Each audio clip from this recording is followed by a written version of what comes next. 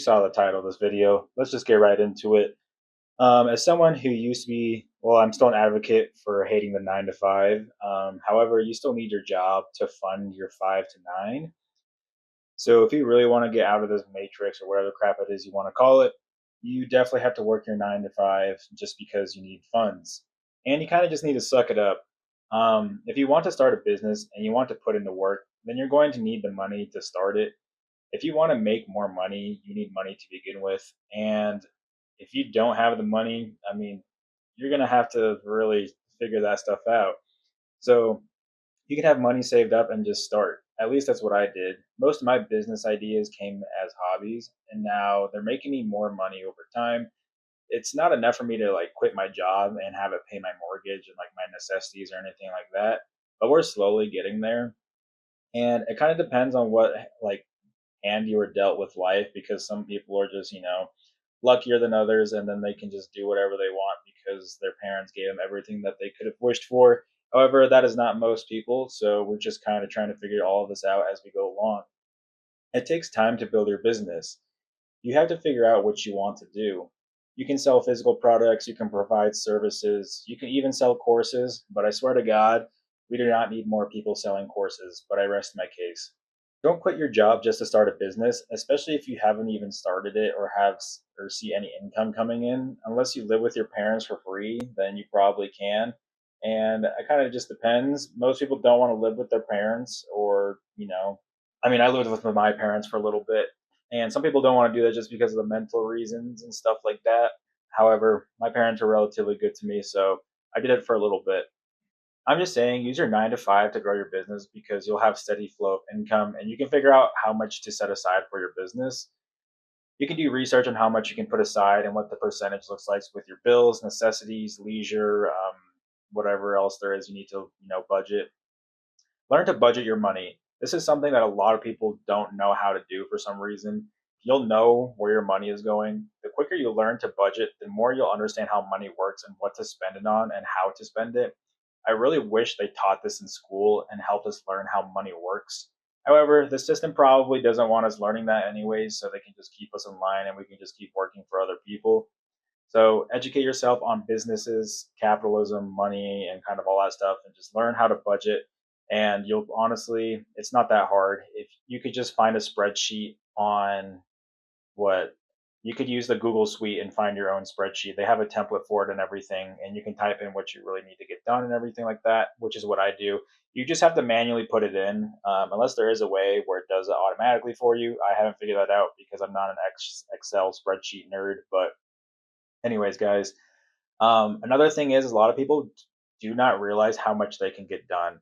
So I was unemployed for about 4 months. I had income slowly coming in from my businesses, but it just wasn't really enough, anyways. So I still need to survive like the rest of the world. And I was just curious how much I could actually get done within that time frame until I found another job. I hate to break it to you, but you can't get a lot done within a short amount of time because I'm just one person. I don't have a team. I don't have editors. I don't have anything along those lines. If you have enough money to save you time and you have a team, then you're going to keep going like way quicker than most other people. So I'm just saying, be patient. You probably can't even get a business started within a year, or unless you have like all the money and funds to do it. But most people do not. So building a business or building just equity takes a long time. Most people don't even start their first business until they're 30, and most of them do fail because you don't know what to do or you don't have the funds to do so. So you'll probably make 2 to 3 businesses until one sticks. At that point, you'll probably be older than 30, unless you started a lot younger, which is, great for you. However, a lot of people don't, on average start their business until 30. The reason people point out the exceptions like Zuckerberg is because they're just exceptions. Not everyone is a Zuckerberg or Bill Gates, because let's be real, these people went to Harvard, so they had money to do so, and their family probably backed up everything that they did anyways, or they had a small loan of $1 million. And a lot of people aren't like that. And the reason these exceptions are so, everywhere is because those headlines sell.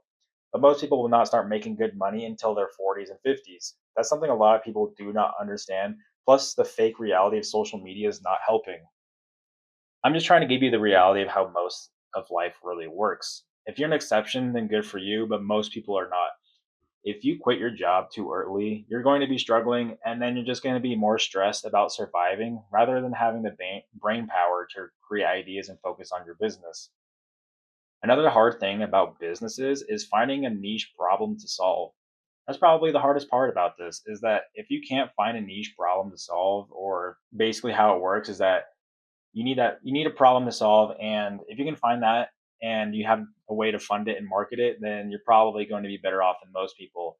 However, if you can't do that, then most people what they do is that they recreate the same business model of something and then they just find a way to either stand out or make it better, or you have to figure out how you can, do better than the previous model. Like you can't always reinvent the wheel kind of thing. So it's not something you can just figure out. It's honestly very difficult. Basically all I do is sell clothes and like art prints and stuff just because that's like my creative hobbies and stuff. And I didn't really realize how much money I was starting to put into it. And that's another thing too, is just you're kind of scared to put money into this business because like if it does fail then you're just losing money and then you're going to be more stressed. So it's kind of depends on whether you want to take the risk or not. And if you do quit your job, you're going to be struggling to survive, and especially in today's economy where everything is so expensive. If you watch like any financial YouTuber, you will realize most of them do not say to quit your job and just start a business. Most of them say to keep an income stream coming in and to focus on investing, businesses, or side hustles while you still have your job.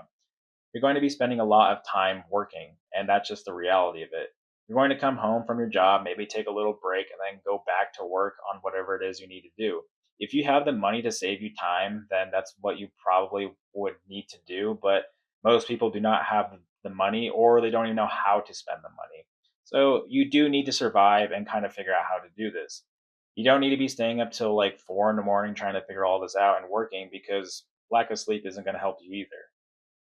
So I'm just suggesting you need to learn how to spend your money and on what. You'll need to make the sacrifices of saving your money for more important things instead of going out all the time or having fun.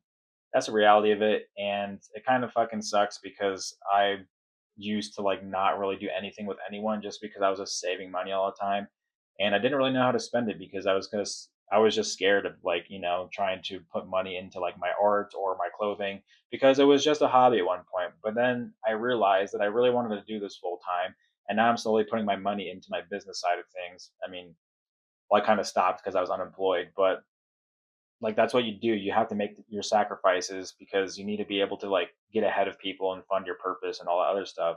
If you do want to quit your job, then I suggest having another job lined up if you can that has better income, or if it's for mental health reasons.